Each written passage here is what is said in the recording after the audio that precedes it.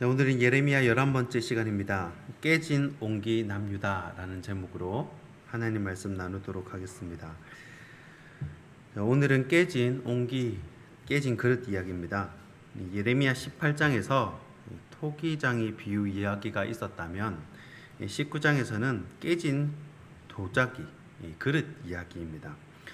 옛날 성경에는 오지병이라고 되어 있는데 여기서 오지병, 옹기는 히브리인들이 흔히 사용하는 이 목이 좁은 물병을 말합니다. 목이 입구는 좁고 밑은 널쩍한 그런 물병을 말합니다. 자, 이건 역시 행위 계시, 행동 언어라고 할 수 있습니다. 남유다 백성들을 옹기에 비유해서 너희도 이렇게 깨진 옹기처럼 될 것이다 라고 메시지를 전달하는 것입니다. 예레미야가 토기장에게서 옹기 하나를 구매를 합니다. 그리고 백성의 어른들과 제사장의 어른 몇 사람하고 이 하시드문을 찾아보니까 깨진 옹기들을 버리는 그런 문이 있대요. 쓰레기 처리장 같은 곳이겠죠. 깨진 옹기들을 버리는 조각문이라고도 하는데 그 문 근처에 흰놈의 아들의 골짜기로 갑니다. 네, 이름이 신기하죠. 흰놈의 아들의 골짜기. 자, 여기서 예레미야가 선포한 내용이 오늘 본문의 내용입니다. 자, 크게 남유다의 잘못 그리고 결과 재확인 이런 구조로 흘러가게 됩니다. 차례대로 살펴보겠습니다. 첫 번째는 남유다의 잘못들입니다. 오늘 본문 4절과 5절입니다. 이는 그들이 나를 버리고 그곳을 불결하게 하며 이곳에서 자기와 자기 조상들과 유다 왕들이 알지 못하던 다른 신들에게 분향하며 무죄한 자의 피로 이곳에 채웠으며 또 그들이 바알을 위하여 산당을 건축하고 자기 아들들을 바알에게 번제로 불살라 드렸나니 이는 내가 명령하거나 말하거나 뜻한 바가 아니니라. 아멘. 자, 예레미야가 남유다의 죄를 이제 열거를 합니다. 지적을 하죠. 그런데 대표되는 큰 죄만 지적을 했을 겁니다. 첫 번째는 다른 신들에게 분향을 했다라는 것이고, 두 번째는 무죄한 자의 피를 흘리겠다는 것입니다. 그리고 세 번째는 바알을 위해서 산당을 건축했다라는 것이고, 네 번째는 자녀를 번제로 드리는 인신제사를 드렸다는 것입니다. 자, 몇 가지만 지적했는데도 하나하나가 다 굉장히 사이즈가 큰 죄들입니다.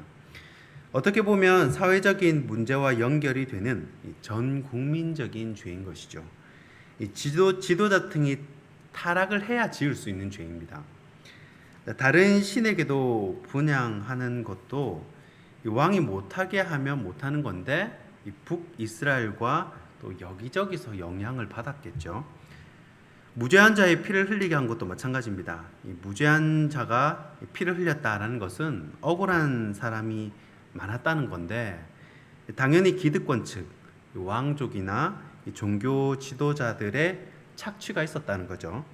시온 성경에는 유다 왕들은 이곳을 죄 없는 사람들의 피로 가득 채웠다라고 번역을 해놓았습니다. 이게 왕들이 나쁜 짓을 많이 한 거죠. 왕들이 자기 것 좀 내놓고 베풀고 나누고 이런 선정을 한 게 아니라 자기가 더 착취를 한 겁니다. 자기는 포도원을 10개나 가지고 있는데 이 서민들, 평민들 가지고 있는 포도원 하나 들고 있는 거 빼앗은 것이 죽여서라도 빼앗은 것입니다. 실제로 그런 일이 아하왕 때 있었죠. 또 바알을 위해서 산당을 건축합니다. 제 생각에는 이 하나님께 제사드릴 번제물 감당하기도 빠듯할 텐데, 왜냐하면 죄를 지을 때마다 속건제 또 속죄제를 드려야 하니까요. 또 누가 또 이렇게 다퉜다 싸웠다 하면 또 화목제도 드려야 될 거고, 산당을 건축한다 그러면요 보통 이스라엘이 이제 각출을 합니다. 각 가정마다 당연히 각출을 하겠죠. 광야에서 금송아지 만들 때도 다 각출했죠. 귀금속 이렇게 가정마다 받아가지고 그렇게 만들었죠. 그러니까 이때는 상당수 사람들이 하나님도 섬겼지만 바알도 섬겼다는 것입니다. 또 어떤 사람은 실제로 이 바알을 하나님으로 아는 사람도 있었어요. 잘못 가르쳐서 그런 거죠. 왜 그렇습니까? 바알이 풍요의 신입니다. 풍요의 신. 예나 지금이나 물질에 관해서는 우리가 헌금을 드릴 때나 또 사업을 할 때나 약간 하나님께 익스큐즈 할 때가 있습니다. 10의 1조를 하는 게 아니라 약간 20의 1조, 30분의 1조를 한다든지, 아니면 사업을 할 때도 미신이나 잘못된 관례들을 믿는다든지 그런 게 있다는 거예요. 본문 13절에 보니까 심지어 집 옥상에서 하늘에 산당을 차려놓고 우상 숭배를 했다고 하는 거죠. 이제 점점 집 가까이 오는 겁니다. 편하게 축복을 빌었다는 것이죠. 그리고 가장 심한 것이, 심각한 것이 바로 인신제사를 드렸다는 것입니다. 자녀를 번제물로 드리는 거죠. 이게 가나안 지역에 성행했던 제사라고 합니다. 페니키아 지역 특히 옛날부터 자녀를 번제로 드리는 제사가 곳곳에 있었다는 것입니다. 사실 우리나라도 뭐 에밀레종 만들 때 그 초등학교 때 배우죠. 그런 이야기나 또 심청이가 임당수에 빠지는 이야기도 다 인신제사의 일종입니다. 하나님이 가장 악하게 보는 그런 죄입니다. 이 인신제사를 드렸던 장소가 바로 흰놈의 아들 골짜기입니다. 이 도벳이 바로 옆이거든요. 제사장, 제 생각에는 아마 이곳에서 처음 인신제사를 드린 사람이 흰놈이라는 사람이 아닐까. 그러니까 이제 기념해서 이름을 붙이는 거죠.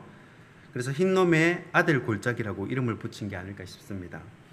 이런 잘못들 하나하나가요, 앞에 열견 이런 잘못들 하나하나가 하나님의 창조 질서에 반하는, 실제적으로는 대적 행위에 가깝습니다.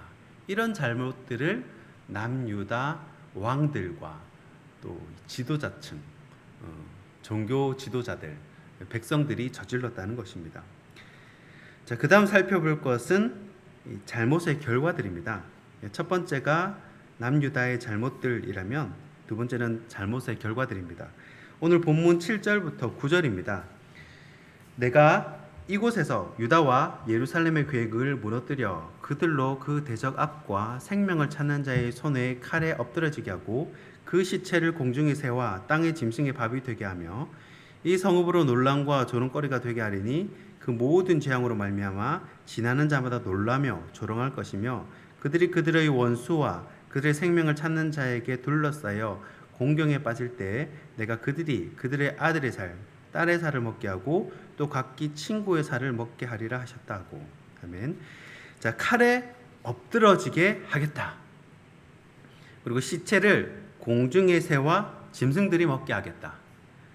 그리고 논란과 조롱거리가 되게 하겠다. 또 이 원수에게 포위당해서 아들의 살, 딸의 살, 친구의 살을 먹게 하겠다. 다 굉장히 비극적이죠. 그런데 이게 전부 다 이루어집니다. 그대로 이루어집니다. 나중에 바벨론이 실제로 포위를 하죠. 그런데 시간이 흘러서 예수님 시대 이 로마가 포위했을 때도 똑같은 비극이 한 번 더 일어납니다. 이게 한 번 이렇게 당했다고 끝나는 것이 아니라 또 일어납니다. 로마의 티투스 장군이 포위했을 때 그 안에서 이제 항전을 하던 유대인들이 이방인의 손에 죽을 수 없다. 그래서 서로의 가족을 죽이고, 심지어는 오늘은 배가 고프니까요, 오늘은 우리 아기 삶아 먹고 내일은 너희 집 아기 삶아 먹자 그랬는데 배부르니까 자기 아기는 숨기고, 그런 비극을 요세푸스가 기록을 한 겁니다. 예루살렘 성에서 끝까지 버티다가 이제 마지막에 변절을 하거든요. 티투스 장군, 당신은 왕이 될 상이요, 이 한마디에 요세푸스를 살려줍니다. 그래서 유대 전쟁사 같은 기록을 남길 수가 있었던 거죠. 아무튼 하나님은 예레미야를 통해서 이 남유다의 죄를 지적하고 거기에 대해서 철저히 심판합니다. 그 결과가 굉장히 비극적이라는 것입니다. 자, 그러면 이 첫 번째 남유다의 잘못들, 그리고 두 번째가 잘못의 결과들을 이렇게 보여줬다면, 마지막 세 번째는 이 결과의 후회들입니다. 오늘 본문 11절 말씀입니다. 그들에게 이르기를 만군의 여호와께서 이와 같이 말씀하시되 사람이 토기장의 그릇을 한번 깨뜨리면 다시 완전하게 할 수 없나니 이와 같이 내가 이 백성과 이 성읍을 무너뜨리리니 도벳에 매장할 자리가 없을 만큼 매장하리라. 아멘. 자, 이렇게 얘기하면서 예레미야가 뭐라고 하냐면 이 토기장이의 이 옹기, 이 도자기 비유를 드는 겁니다. 그릇 비유를 드는 거죠. 그릇이 진흙일 때는 수정이 가능합니다. 뭐 좀 잘못하고 어떻게 이렇게 좀 잘못 만들어도 얼마든지 물에 다시 불린다든지 다시 으깨서 다시 수정이 가능합니다. 굽지만 않으면 물에 불리고 반죽해서 얼마든지 수정을 가능합니다. 돌멩이가 들어갔네. 안에 기포가 헛바람이 너무 많이 들어갔구나. 다시 반죽을 하고 다시 만들 수가 있는 거죠. 고쳐 쓸 수가 있습니다. 그런데 딱 구우면 수정이 안 됩니다. 일단 이제 구우면 수정이 안 됩니다. 왜 도자기 명인들이 이 구워진 도자기 이렇게 가만히 보다가 갑자기 도자기를 바닥에 팍 깨는 장면을 아마 보셨을 겁니다.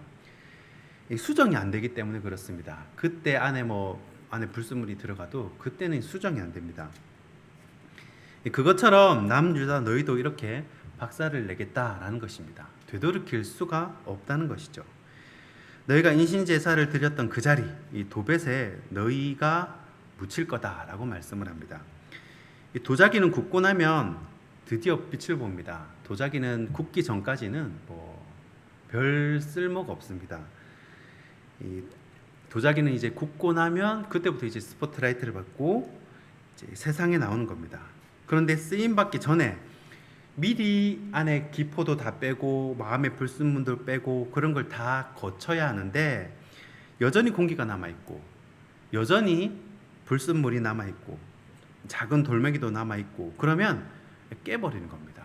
안 깨도 나중에 깨지거든요. 그러면 고쳐 쓸 수가 없는 거예요. 사람도 마찬가지죠. 이 말을 하나님께서 선지자를 통해서 말을 했을 때 그것을 수정하고 잘못했습니다 하고 돌아오면 고쳐 쓸 수가 있는 겁니다. 그런데 하나님의 말씀을 안 듣고 이 선지자의 말을 안 들을 때는 어떻게 할 수가 없는 겁니다. 이 말씀을 정리하겠습니다. 저는 예레미야를 읽으면서 사회 리더들, 종교 지도자들이 나라의 흥망성쇠를 좌우할 정도로 영향을 크게 미친다는 것을 느꼈습니다. 산당을 짓는다든지 또 파괴한다든지 이런 정책들은 다 왕이 정하기 때문입니다. 그리고 종교 지도자들은 하나님을 정확하게 올바르게 가르쳐야 하는데 쉽게 제사장이 되고 또 소 한 마리 주고 제사장이 되고 이렇게 매관매직이 이루어지니까 이것마저도 무너져 버리는 거예요. 그래서 바알이 하나님인지 하나님이 바알인지 구분을 못하는 겁니다. 그래서 우리가 해야 할 일이 뭐냐면 우리나라 위정자들을 위해 반드시 중보기도해야 됩니다. 우리나라의 정치 지도자들, 동시에 교회의 목사님들을 위해서도 기도해야 한다라는 것을 많이 느꼈습니다. 바라기는 저와 여러분 모두가 깨진 온기가 아니라 온전한 온기, 쓰임 받는 온기가 되기를 주님의 이름으로 축원합니다. 기도하겠습니다.